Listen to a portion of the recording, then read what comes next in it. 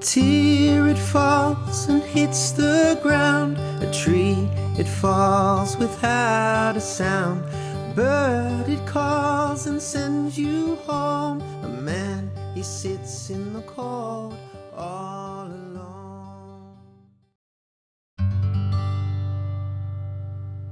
Hi, welcome to The Joy of Sunflowers. You're about to watch the interview with Jade from The Mindset Mama on Instagram. I hope you enjoy this interview. We start off with me asking her about whether she always knew she wanted to have kids or whether it's something that she sort of moved into. And we start with her response. So enjoy. Well, I grew up actually not ever wanting kids, and everyone in my family was like, "Oh, Jade will never have kids. She'll probably run away with the circus." Um, so I was like, it wasn't until I met Ian that I knew I wanted, I just was like, "Oh my God, I really want to have babies with you." I always knew I wanted to have kids with him. But when we first met, he was still boxing for Great Britain. He had just medalled in the Commonwealth Games in 2010, like brought the gold home, and he was very much still focusing on his boxing career. And we were just getting to know each other. And I think there's this, what was a big thing for us is to make sure that it was right, because although we knew like we wanted to have kids, sometimes you think, was that like a honeymoon thing? Like, oh, we're like absolutely like head over heels in love with each other, but like long term, you need to be sure, you know? Well, for us, we did anyway. And it wasn't until we decided to start trying to have our own children in around 2014 that actually we realized that it wasn't actually that easy for us. And both of our babies have been IVF babies, and we're unexplained infertility, to cut a long story short, because I know that's not necessarily going to be relative to everybody that's watching, and I want to keep it to the point.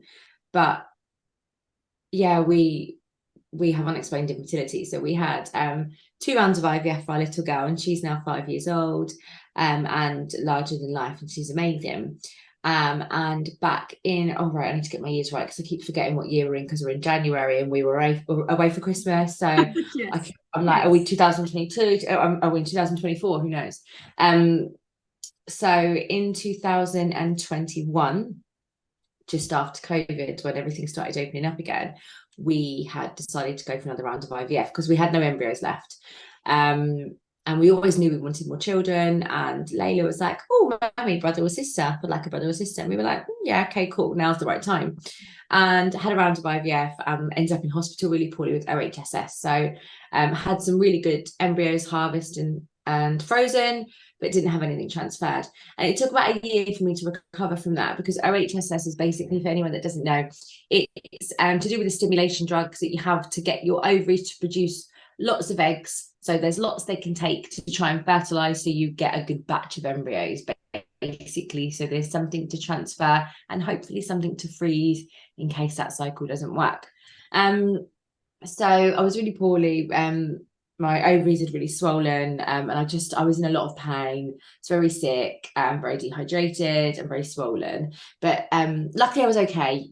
The fluid can leak into like organs. It can be really, really dangerous. Just for anyone that is watching this that's having IVF, had IVF, that will need IVF, don't ever take that lightly. Like that is a very like important thing for me, because it's very dangerous. But anyway, I was okay. And then in January 2022, we were like, do you know what? New year, let's have a baby. Let's have a frozen cycle. Layla was frozen, a frozen embryo transfer. They were way kinder on your body. You rule out the HSS with the frozen, because there's stims, it's just a down reg and then transfer. So we went to LA for Christmas and New Year and flew back on New Year's Day. And I took my first shot of buserelin, which was my down reg, on New Year's Day, and then I passed out in the car, like fell asleep. I was so tired. And that was pretty much how that entire cycle went for me. I really struggled with the meds. I struggled emotionally, mentally, and physically. And I said, if this round doesn't work, I'm not doing it again. So unless we miraculously fall pregnant naturally, like I'm done.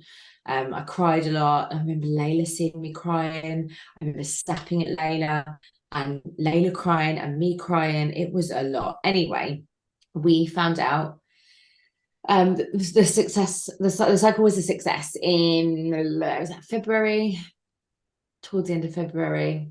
I want to say around the 21st, 22nd. And we found out that the embryo, the baby, had stuck and that we were pregnant. So that was amazing. And I just remember feeling like this is unreal.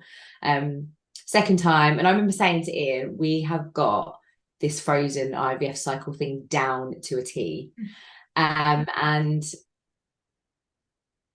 fine, no spotting. I was really sick. I was way sicker than when I was pregnant with Layla, and I felt pretty pants for the entire first 22 weeks of my pregnancy with Layla.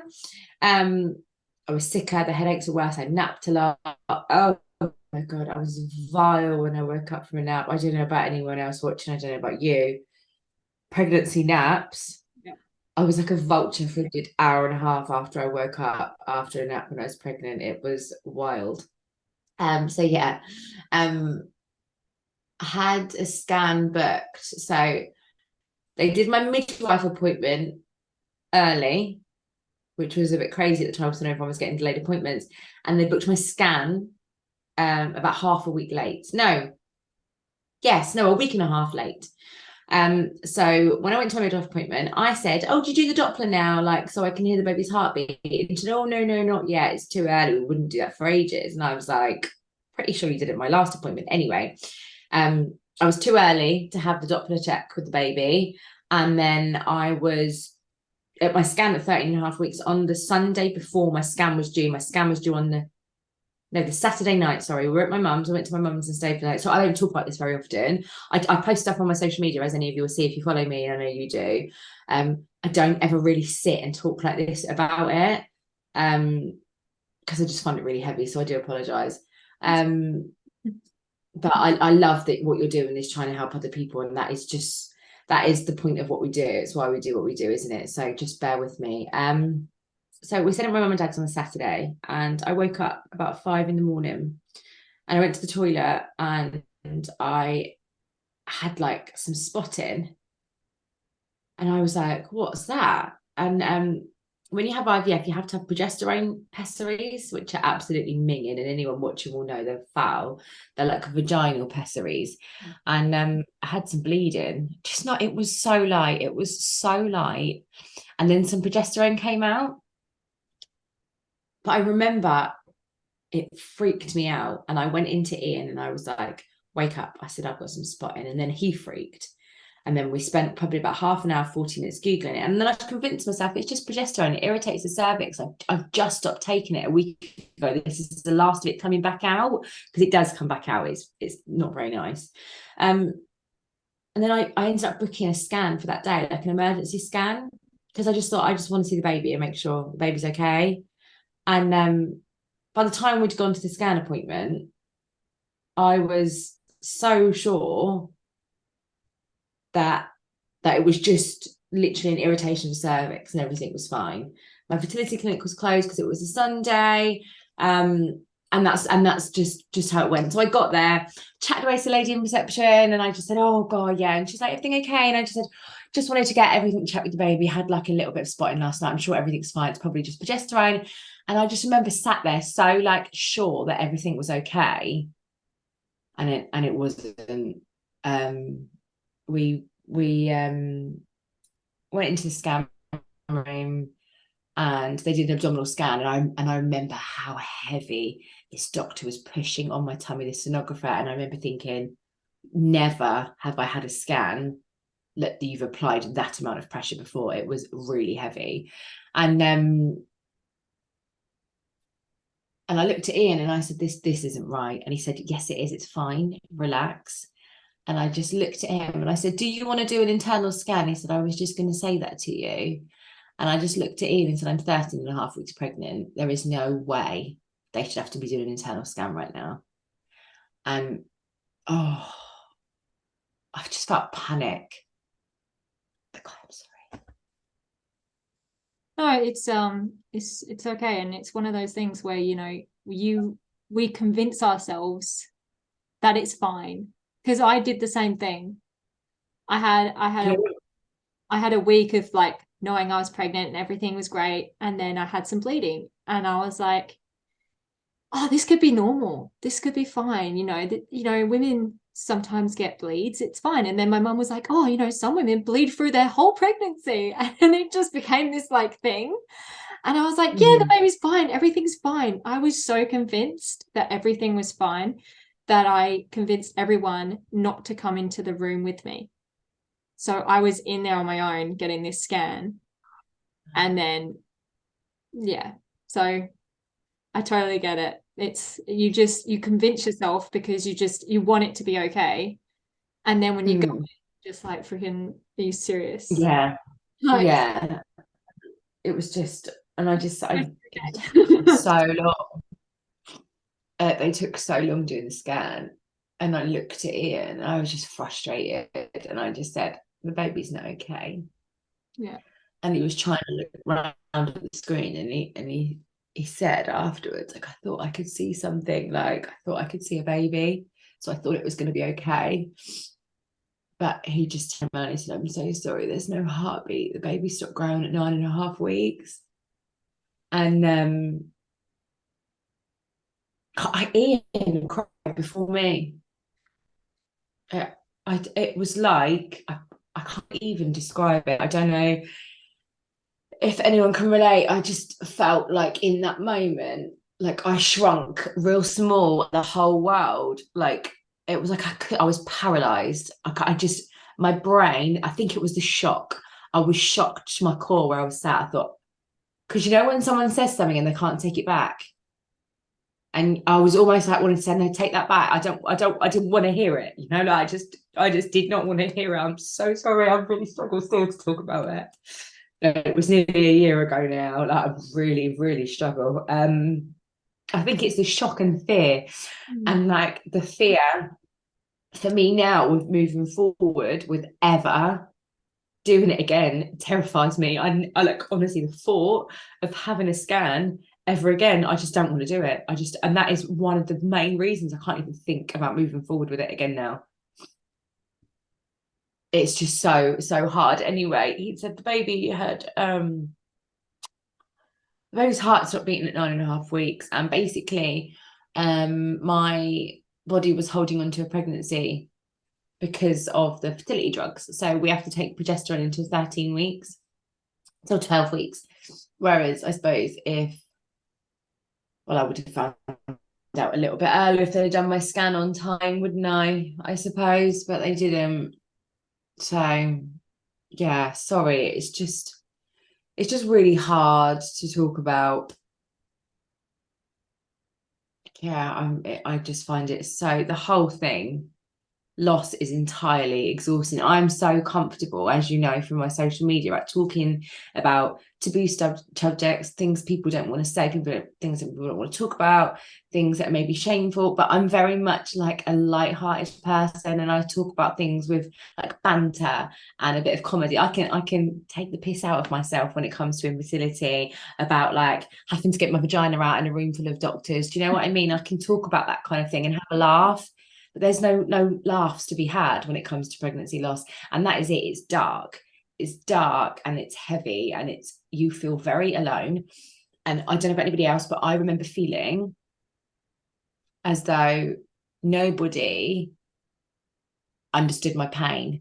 And even when people reached out to me and said, I'm so sorry, and they were sharing their stories, they were like being so brave to like try and comfort me with their own stories. I remember initially feeling, and this is just like, I need to specify this because it might not be received very well, and that's fine, because I think when it comes to infertility and loss, we need to accept that these are real extreme circumstances, and that our bodies and our brains go into certain types of like protective mode and like fight or flight and suggestive thoughts and things like that you just have to allow them. And I remember feeling as if no one understood that pain. No one was as sad about the loss of their baby as I was about mine. And I know that is barbaric and it's not true. And that is just another parallel for me as to why I found it so overwhelming, because I didn't know where to start. I didn't want to talk to anyone. I didn't want anyone to tell me that I understand how you felt, because in that moment, I didn't feel like anybody could feel that pain. And I know, and that's not true. It's just fundamentally not true. But it was just, I felt feelings that I've never felt in my life before. I felt dark, heavy, ugly, nasty, scary emotions that I wouldn't, and they terrified me to the core. Do you know what I mean? Yeah. Yeah. It's just frightening. I went It's a bit of a pit. yeah, 100%. And you don't want to even attempt to try and get out, because what's the point? Yeah. When you get out, then what? You move on. That's it. No one cares. Then you've got, okay, so we can deal with, we can start to think about the loss and the fact that we're not bringing a baby home and getting familiar with that thought. We've got to make medical decisions about our body, and that is a whole another dimension for me. I found that absolutely agonizing when a doctor sat there and asked me how he wanted to manage the loss of my fetus, or the pregnancy loss. And I just remember sitting there thinking, I want to throw knives at you, and it wasn't his fault. I did. I wanted to throw knives at him. And I remember sitting down in this dingy little room. My good God, there was not a window in there. I'm so sorry for blaspheming, but I was sat in this room and there was no windows, and it was the most miserable room you could ever wish to be in. And I'll let you sit in there for a minute and have a think about what you want to do. It was sweltering hot in there. And I sat down and I looked at Ian, he said, what do you want to do? Am I allowed to swear on here or not? Do you not swear on here? We're probably going to blot it out. We've had like one person who swore quite a bit in theirs. So I've got to because I'll try not to then. No, that's fine. Children watching or something. Yeah, well, I have to imagine that's incredibly heavy for a child to watch. Oh yeah. This, but yeah. I said, what do you want to do? I said, I want to effing go home now. And he was like, well, you can't, can you? That's not helpful. And I was like, I can do what I like. And then the doctor said to me, came and he said, if you want to go home, you don't have to make a decision right now. You can just go home. I said, what, with a dead baby inside of me? There was no answer. He could not give me the right answer. He couldn't give me the answer, which is what I wanted. And he said to me, so what would you like to do? I said, I'd like to take my baby home, if that's okay. I would like to go back to normal, and I would like to go home and wait for my due date. I'd like to have my baby shower with all my friends. I'd like to have my gender reveal, and I would like to go baby shopping like I've been waiting to do for the last 3 months. That is what I would like to do. And he said, you've just had a scan, haven't you? And I went, yeah. He said, and what did the sonographer tell you? It said on the scan. I said, it said my baby's dead.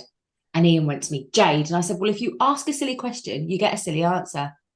And I have got a huge issue with the way doctors and medical professionals can, not all, but the ones that I experienced during my loss, speak to women that are going through something so horrendous. And the doctor said something to Ian, or to me, probably to me, but I wasn't listening, honestly. I was on another planet. And I just think that was grief, shock, and trauma all mixed into one ugly ball in my head. I didn't have a clue. And that with a load of artificial hormones, real hormones, baby hormones, like I was gone. And he said, he gave me these tablets to take. I think that's what we'd agreed in the end. And he said, and we'll just get you to come back in a couple of weeks and scan for any, he said, pregnancy remains. And Ian, and he doesn't get cross, my Ian. And he went, what did you just say? Pregnancy remains. If there's anything left. Ian went, do you mean my baby? He went, yeah. He said, well, you better call it my baby while you're sat in front of me then, and show a bit of respect. And then I was like, whoa. I thought, right, back in the room. I need to diffuse this situation, because he was getting upset then. And I just thought, because you have to honour his grief as well. Although, and I take that's another subject completely, but I was never any good at that either. He will tell I was no good at honouring his grief whatsoever. I did not care for a single soul around me. The only person I cared for in the world was Layla, my baby girl. And that was hard. That was a struggle. To even, yeah, it's awful. It's awful. But I said, and I'll say it again, just because if anyone's feeling like this, I never want anyone to feel like they're on their own, because they're not. And I remember saying, And I'll still say it now, it's truth. If I didn't have Layla, I would 100% not be here this day. 100%. She would come in and you know, and I look and that cripples me. That's another reason which holds me off doing this again, because I was in the darkest place I could ever imagine. And she had to watch me go through that. And although you try and hold it together in front of them, she still had to watch that. And kids are so big on energy. And for someone like her mum who's always happy and dancing and singing with her, like, I had a job to even smile. And she must have thought, what's going on? Like, what's happening to my mum? And that must have been so scary for her. And then I just felt like I wasn't a good enough mum for the baby because I couldn't manage to keep the baby going. And then I wasn't being a good enough mum for her. Do you know what I mean? It was just so hard. And it was so scary. And we went away for Christmas because we usually go away, but the baby was due on the November the 3rd. And none of us wanted to be here for Christmas. So we said, we'll go away. And her birthday is New Year's Eve. And I find New Year quite emotional anyway, like to leave a year behind and move into New Year. I always find that time of year really emotional. And we went out for our birthday to Universal. We came back because we were knackered and we all got in our jammies. And like literally it was 5 to midnight. I said, can we go and watch the like fireworks in the stairwell? Like in the hotel, it was lovely. It looked over where the Universal fireworks were. And I just cuddled her and I just cried. And Ian said, why are you crying? And I just said, I didn't even think I'd make it to this day. Like I would have put money on it back in April, May that I would not have even seen this day. So it's really hard. And for anyone who's going through it right now, I would just say hold on to something, anyone that like, because people will make you feel like, well, at least you could get pregnant. They'll say silly comments which are not always meant to aggravate us. There's some wild toxic positivity and it makes people feel uncomfortable, and just hold on to anything that makes you feel you like, that just makes you feel anything that will, because they do, the happy days do creep back in. They do. And I remember someone said it to me, just hang in there, because you'll find yourself smiling again when you don't expect to, and then you'll be like, well, I just laugh. Like you'll be out and then you'll just start laughing and then you'll realise that you haven't laughed for so long, and then it happens more often and life literally creeps back in, and it does. But like the dark days are really dark. Talk when you need to talk, and just make sure that your circle lean out, because no one should be leaning on the mum and dad. They should be leaning out on maybe the grandparents and their friends, and then they should be leaning out. It should never fall in. It should always fall out, if that makes sense. And they're just little bits, little things that people said to me that somehow got through, like made its way through and stayed there. And there were bits that I remember along the way now. And I'm like, I remember when someone told me that this day would come, and it has, you know? Yeah. Yeah. I think it's bewildering. That's what someone said to me, because I couldn't explain it. I said I just feel like I can't explain it, you know. I just feel so. And she was like, bewildered, and I was like, yeah, that's a really good word for it. It's just bewildering. It makes you feel like you're nothing and everything is nothing. But yeah, I have kids as well. I have 3. And you know, I mean, I've had the whole, you know, you've got kids, you know, just enjoy them, and you know, it's fine that you've had a loss or whatever. At least it wasn't, you know, whatever they want to say on the end of that. And yeah, it doesn't take away the pain, but yeah, you're right. Like there's something about it that kind of pulls you in. Like my husband said to me, I think I was miserable for like 2 months, or a month and a bit, and then he was like, honey, you need to start getting okay now, because the kids need you, and you can't keep going like this anymore. And I was like, okay. I was like, I know. But it's so hard because you're just like, I just want that baby. And yeah, I admire you talking about it the way you do. I think you're so strong. Not I know. strong, inspiring. Not, you have to be strong. Someone said that to me once. Gosh, you're so strong. What fucking choice do I have? What other choice do I have? You I'm not don't, strong. I'm not strong because I choose to be. I'm strong because I have to be. you don't, Like, I think sometimes yeah. there's a lot to be said for you. You're strong, but you know, you're inspiring and you're brave and you're courageous and you're caring because you care so much about this community that you want to do so much for it. And I just think that's so wonderful because I thought infertility, right, was a taboo and like a niche topic that like a taboo. Baby loss is a taboo. People don't want to look too hard at you in case they catch it. It's like it's contagious. Do you know what I mean? And that is true. Yeah, I mean the thing that I find the hardest is just the undervaluing of the life, because it's like you said, like he's like, oh, the residual pregnancy, like the leftover remnants, and it's like that's a baby. Like I get it's just a clump of cells for you, but it's a baby. Like any woman who's lost a baby knows it's a baby, and it doesn't matter how early it is because we all feel the same. Yeah.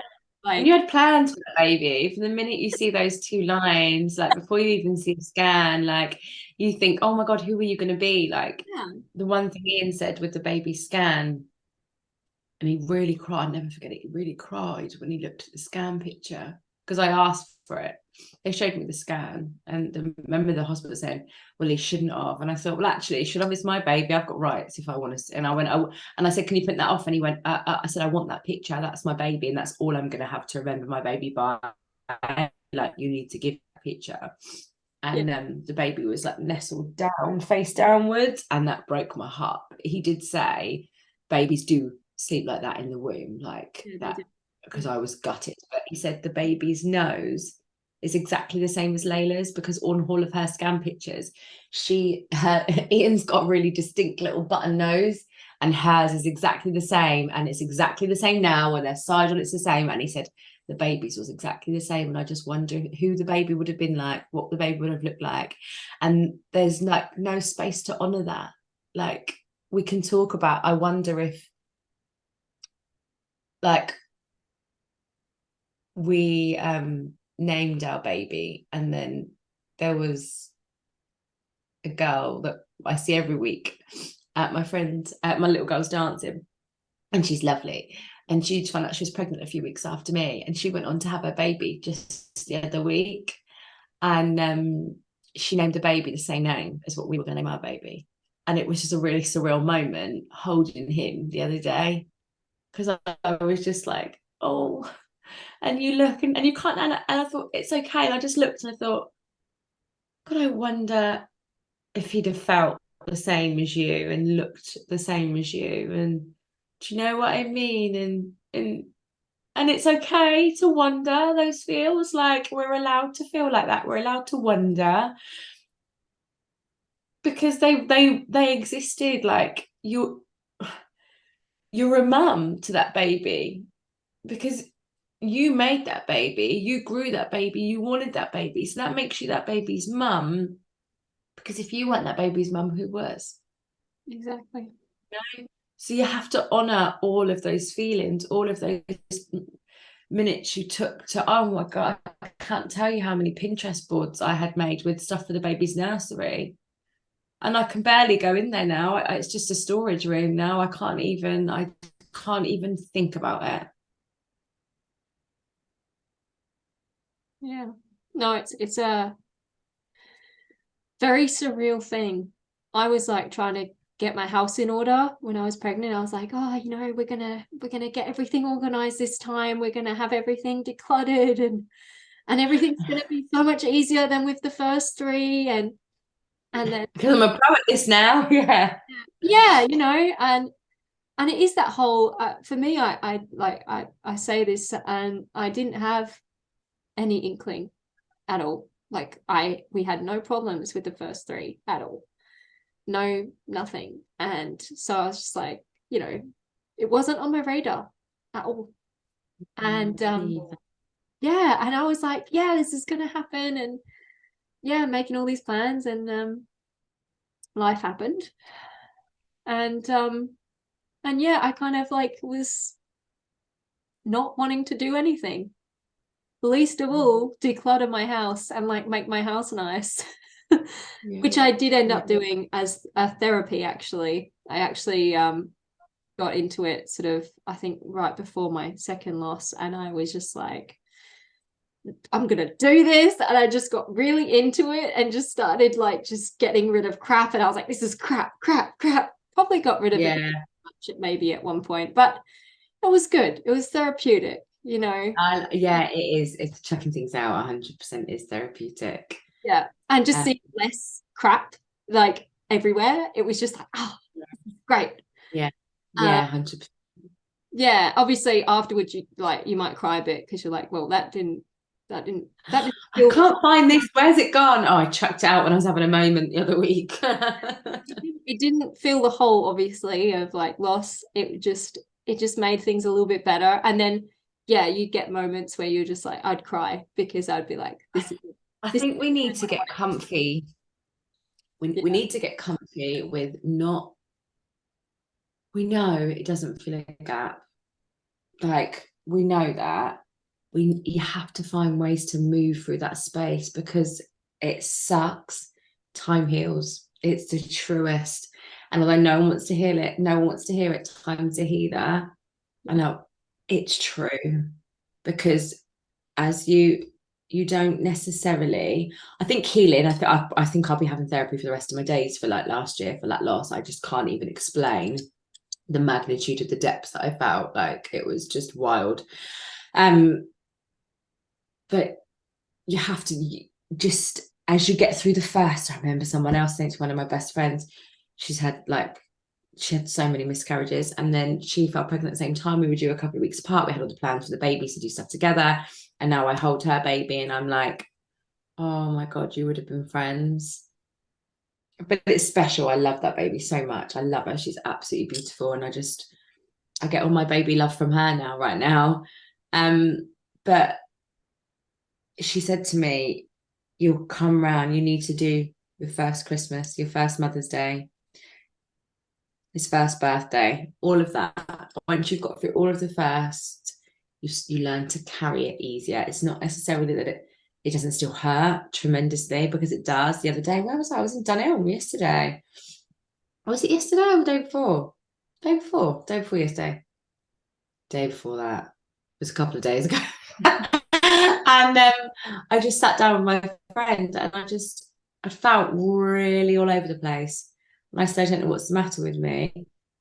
And she said, oh, you're all right. And I just burst into tears. And she said, what's the matter? And I just said, I think I'm just thinking about the baby. Some days it's just griefy days. They come, they knock your door, you answer the door, and grief is there. And there's no point trying to run away from it. Some days you just got to sit with it. Some days you just have to let it in, cry, feel everything that your body needs to feel, because like suppressing emotions as well is no good. They'll always resurface and manifest in other ways. And as I say, like I did a post the other day and I said, let's normalize crying in public spaces. Yeah, I saw that one. Because Coffee shop. life is hard. Yeah, life is hard. Cry, like it's an on the spot form of therapy. Crying, it's shifting emotion, energy, and emotions that get blocked up in the body. Breathe them out, let them out. Scream, cry, shout, anything, like sing, anything you need to do to shift whatever emotion it is. Like you have to let it out, 100%. Yeah, no, my husband, he said, you're so angry. Why have you been so angry? And I said, because I don't want to cry. I just don't want to. And he said, well, I need you to, because you need to do it. Because you're getting angry at everybody, and that's not what you Making me cry. I did. I know what you mean. That's what I know what you mean. I just spent. I know what you mean. I get it, because I'd have therapy, and some days I'd be like, how do I get out of this therapy? And because I didn't want to do it, I didn't want to go there. And I must admit, you know what? Before this call all morning, I was meant to go to the gym. I couldn't face going to the gym. And I love going to the gym. It's like my form of therapy. And Ian came here a minute ago earlier. He said, "What are you doing?" I said, "I'm going to have a quick nap." He was like, "What?" I said, "I feel like I need to nap." And I now know why, because subconsciously my mind was like, "You're going to have to talk about this." And it frightens you because it takes you back to that place. And although I don't live there anymore, all those feelings are still there. And it's scary and it's tiring, it's hard. I think for anyone that's watching this and thinks like they understand and they feel comforted, yet they feel frustrated at the rest of the world because they don't get it, I hold on to every day. I'm so fucking sorry, you can bleep that out. Glad they get it. I'm so glad. I don't want anyone else to feel this pain. If I could have felt this pain and then no one else ever feels it again, then I'd think, right, okay, I could take that on the chin a bit easier. It's so hard. It is so heavy. And don't worry about anyone else. There will always be a community of us out there that will hold you when you need holding, that will validate all of your feelings, the good, the bad, and the ugly, because none of us asked to be here. And 1 in 4, everyone hears that statistic, 1 in 4. Some people will hear it and listen, and some people then hear it, listen, and experience it. And until you have fully sat in the trenches of feeling all of these emotions and not even knowing where to start to unpick them, to just to get up in the morning, to get all of that weight off, it's mind-blowing. So just give yourself grace, because there's no handbook for this. Thank God for beautiful women like you that are doing what you're doing to just give us a space to show up, tell our story, be heard, remember our babies, and just feel like we're not batshit crazy for experiencing tremendous grief. Do you know what I mean? Yeah. Because some people do, and some people do have experienced loss, and they just say, what's done is done. I've got to get on with it. Wallowing in it isn't going to make it any better for me. And do you know what? I admire those people, though. I do. I'd love to be that person, like that could have just done that. But we're not all the same, and that's fine. We're all on our own path with our own makeup as our own people on our own agenda, and we all feel things out completely differently. We have to be compassionate for each other, but we also have to remember to give ourselves grace, because that was a little human that we'd have planned a life for, in whether it's a week, a month, 3 months. I don't think you can ever compare your grief. I mean, if I drown in 3 foot of water, I'm just as dead as someone who's drowned in 5. Do you know what I mean? Yeah. A loss is a loss. Yeah, and End of story. that is my main, like, that is my point so often. Like, I've had some women say, "Oh, you know, one of my losses was, you know, a chemical loss, so it's not really the same." And I was just like, "What?" Drinking their own pain. Yeah, no, don't drink your own pain. A loss is a loss. The only person that can say something like, I see it now, everything happens for a reason, is the person it happened to. Ever. End of story. There's no comma. It's a full stop. End of story. The only person that can ever say that. Because now I can sit back and reflect, and I can say, I know that it was like a chromosomal thing with my baby. The baby didn't have what it needed to progress past that stage. So, like, logically, I can make sense of it logically now, because, okay, at the time, and I remember Ian saying to me, what would you want to happen then? Would you like to continue this pregnancy and find out at your next scan? Would that make you feel better? No, it wouldn't. Right. Would you have wanted to birth the baby and the baby die? Or you hold that baby for a couple of hours? You've then got Layla involved, because Layla has seen that baby in a scan, has watched you make that baby's nursery. And now I can finally sit and say, it happened when the best time it could have happened for us, right? And although it's immensely painful, in an ideal world, it never would have happened. But given the circumstance, that's not all right for anybody else to say that to me. Yeah. It's Don't ever comfort anybody else in saying, well, at least you weren't 20 weeks. At least you didn't have to have a termination for medical reasons, because they are all dreadfully painful. But I tell you what, when I had to sit there, do you want the vaginal pessaries or do you want the oral pessaries, just to make you actually fully miscarry the baby? I wanted to hit him with rocks. Yeah.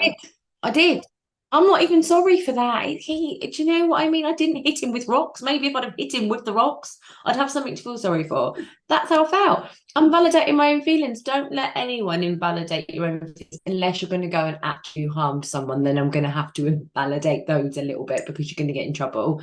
But it's wild, and the only person that gets to say these out and out things is you and your partner. And my partner didn't even really get to say them half the time because I gave him I'm with you. Do you know what I mean? I'll be honest, listen, I'm going to get some hate for this, but if anyone follows me on Instagram, you'll know that I say things that get me hate all the time. It's just the sort of person I am. I speak it how it is. And it was really painful for Ian as well because it was his baby too, but it wasn't as painful for him as it was for me. No, it usually isn't. It usually isn't. And this is something I say to a lot of ladies, and the reason is because I actually listened to this guy who's like he like knew a lot about grief. Like he was almost like an expert kind of. And he said with grief, when it comes to loss, you have placement for things. You have placement. So when it comes to pregnancy loss, you have the placement in your body. Your brain knows where that baby is. Your husband doesn't have that.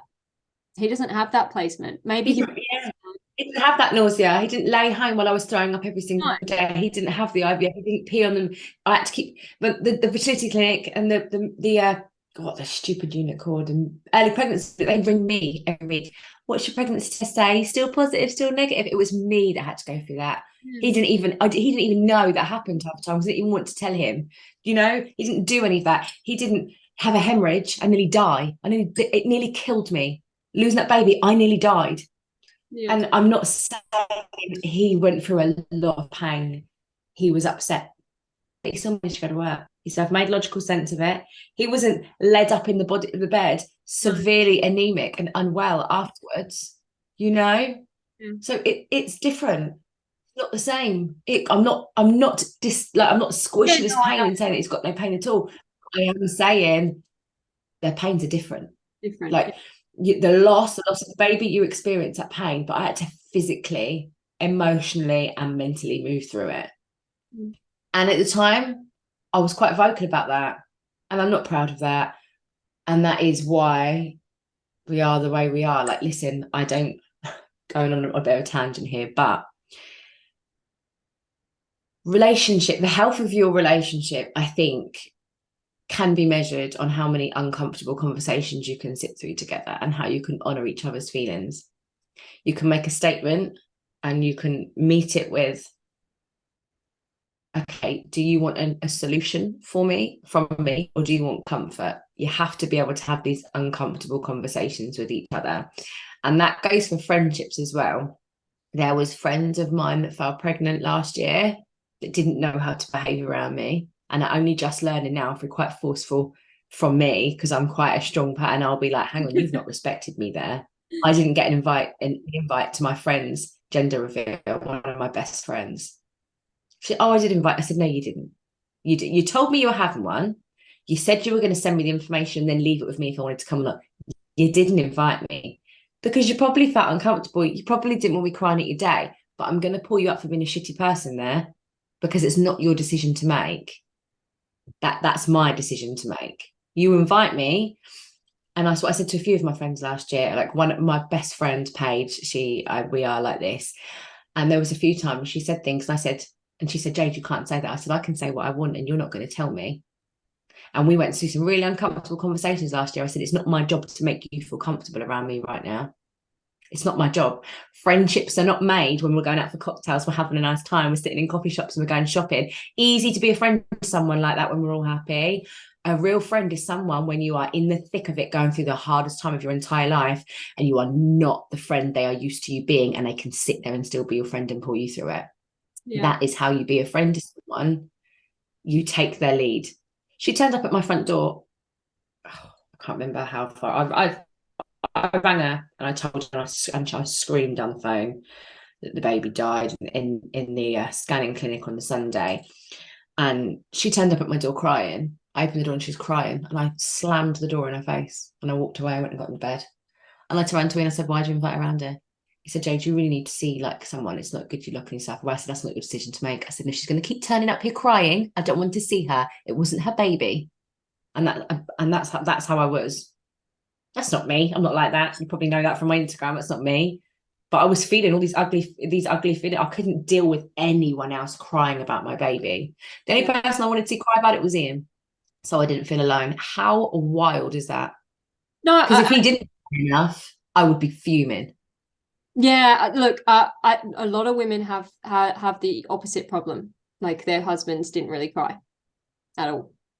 So like with mine, he didn't cry. No. Well, he was upset right at the start, and then when he carried on, he's very busy, like working. He's a professional boxing coach. He's very, very busy.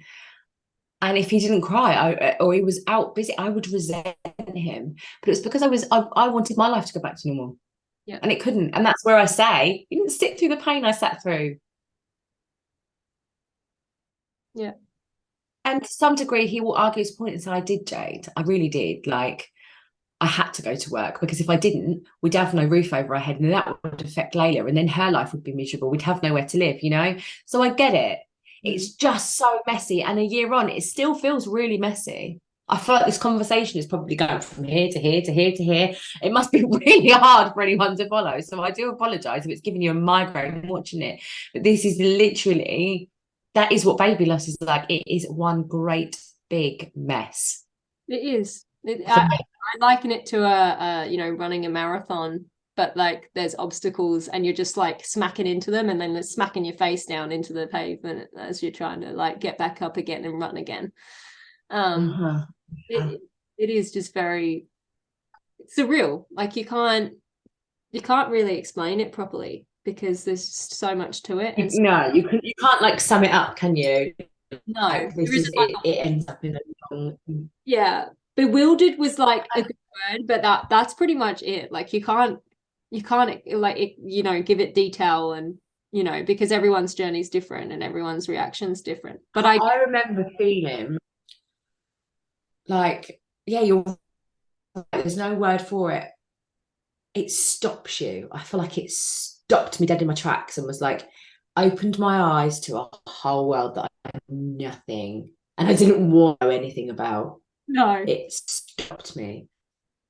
yeah, It stopped me with everything. Like my career, I'm a flight attendant.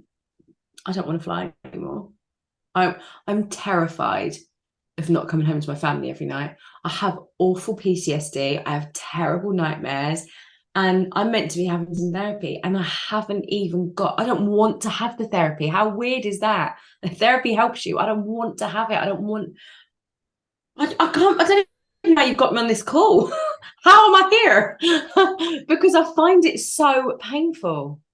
yeah. Still. There's no expiration date, is there? No, there isn't. One of your lives actually really resonated with me, and that was you said, I really feel like there isn't going to be like a good day again. Like it just feels like the darkness is here and I'm not going to get out of it.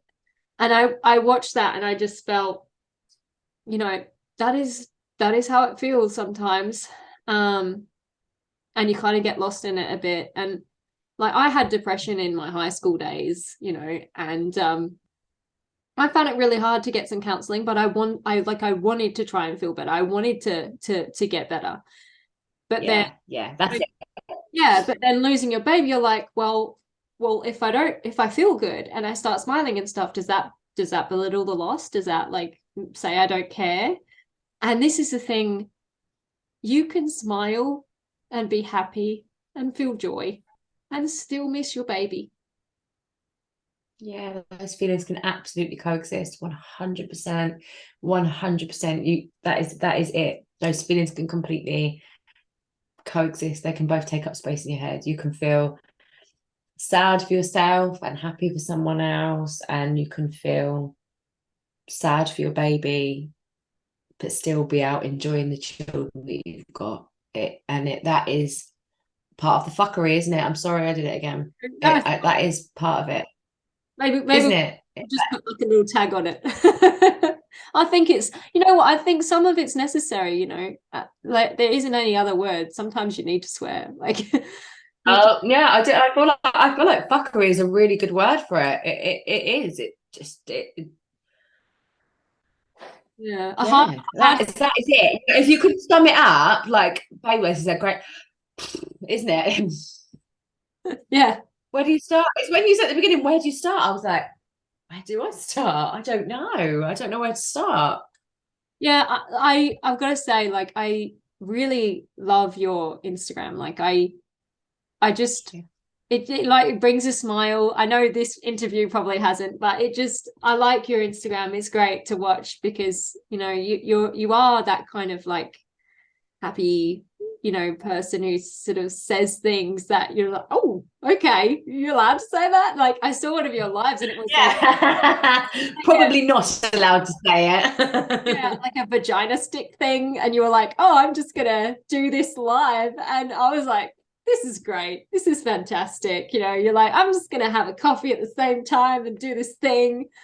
And I thought that's just awesome because yeah, this sucks, it just sucks, and to try and find some joy in some of it, obviously not the loss part and the grief part, but like just how ridiculous things are, like even down to like what doctors say to you. Like I was in a scan, he said, yeah, the baby's gone, and then he's like, but your womb looks fantastic, and I'm like I just lost my baby and you're telling me my womb looks great, my eggs look great, my ovaries look great. What are you on? Like that's not what you said. I countless times I said to the doctors, ask a silly question, get a silly answer. It's not my job to make you feel comfortable. You're paid to be here. Speak to me properly.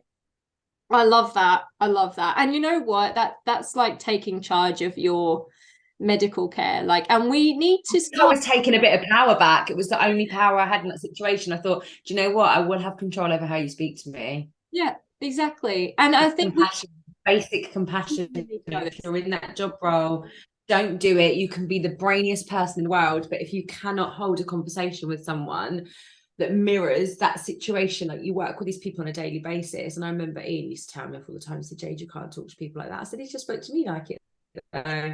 yeah. Like respect is earned, not given. And I mean that in the nicest way possible. If you're gonna talk about my baby as if it's not a real baby, and then it's not going to be received very well, is it? You know? Yeah, no, I've had someone say to me, you know, it's just a clump of cells, and I got very heated. Oh wow. I got very heated.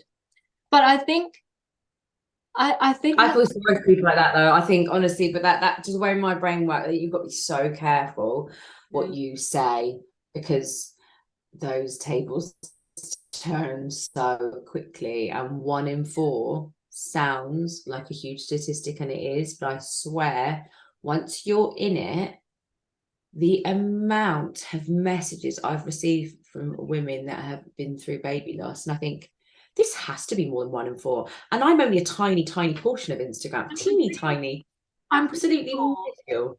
it's not 1 in 4 women, it's 1 in 4 pregnancies. And I think that's what people forget, because 1 in 4 pregnancies is very different from 1 in 4 women. So I've been really shocked about how many women in my own circle, in my own life, that have been through this. And I only knew about it because I came out and said about mine. And they're like, oh yeah, I had one, you know, so long ago. I'm okay now, like it's fine. But like it was hard, obviously, when I went through it. And I'm like, okay, you know, I didn't know, you know. So yeah, a lot of people go through these things and just stay quiet. They don't say anything, they don't enter the world, they don't, you know, get any support or anything. And yeah, and it's, I mean, it must be tough for them as well, because they're trying to do it, you know, alone, and then they have to go through the grieving process like properly alone, not even with this amazing community of women. And then they're like, yeah, it's all good.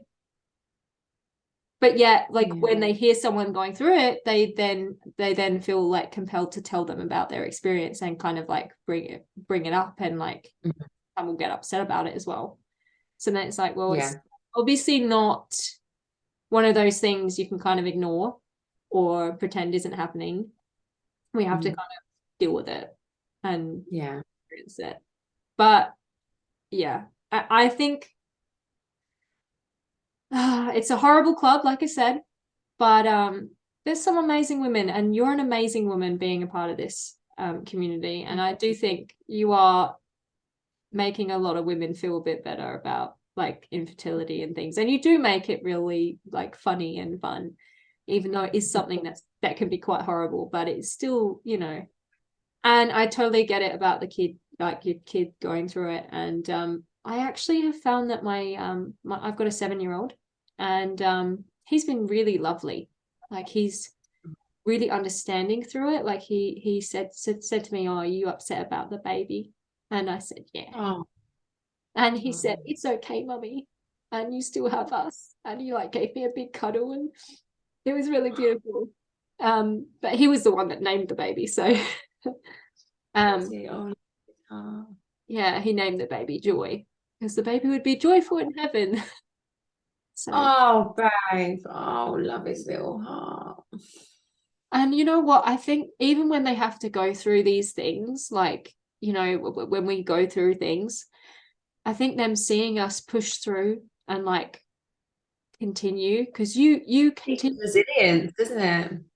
you push through and you kept going, and you're still here. And like you said, like, you know, you're shocked that you're still here, but you're still here. And I think that shows our kids strength and shows them that you can get through hard things and it's okay.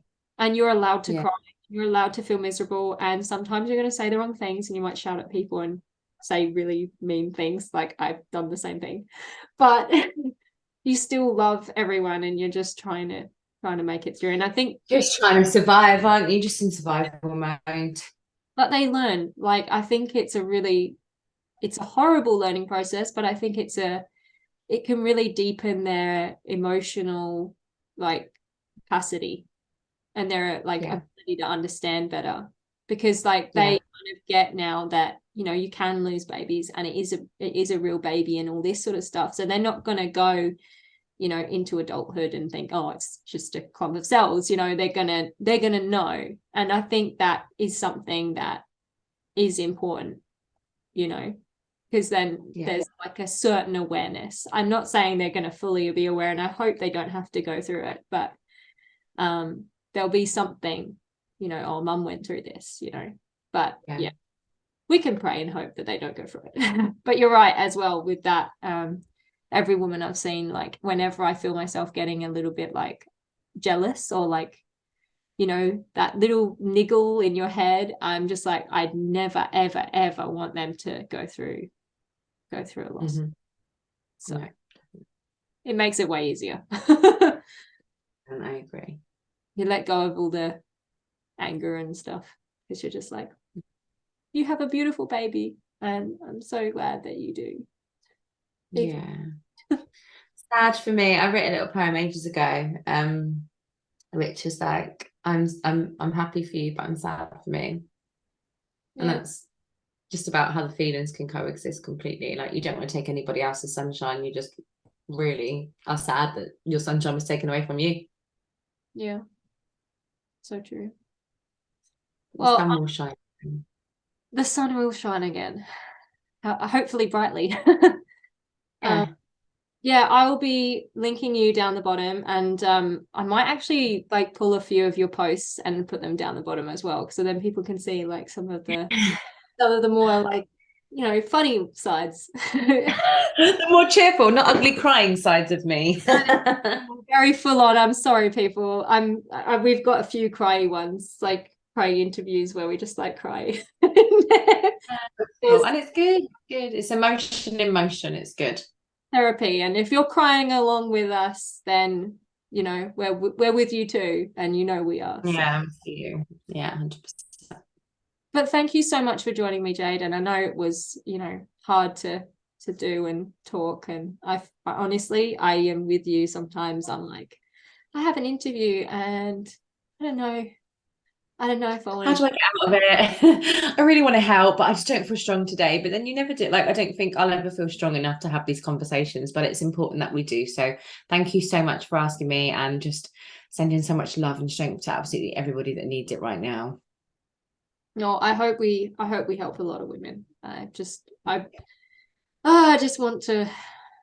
I want to be able to hug everyone, but you can't because this is for you know online. But it's the best way to get to the most amount of people. So, but thank you, and Thank you for having me. It's been lovely to talk to you. And I don't know if I'm English, Australian English. I don't know. I'll find out when I edit it. I'll be like, oh my gosh, I sound terrible. Seriously, I slipped so many times. I like, what is this woman? Well, thank you so much for having me, honey. I'll speak to you soon. All right. See ya. Thank you. Bye. Please note that all speakers, including experts and professionals, express information, views, and opinions that should not be used to diagnose, treat, cure, or prevent any medical conditions. If you have a medical issue, please consult a qualified professional. Speakers voice their own views, opinions, and conclusions, and they may not reflect the views, opinions, and conclusions of other speakers. Ella Rose, The Joy of Sunflowers, and its sponsors may not endorse all or any of the views, opinions, or conclusions expressed.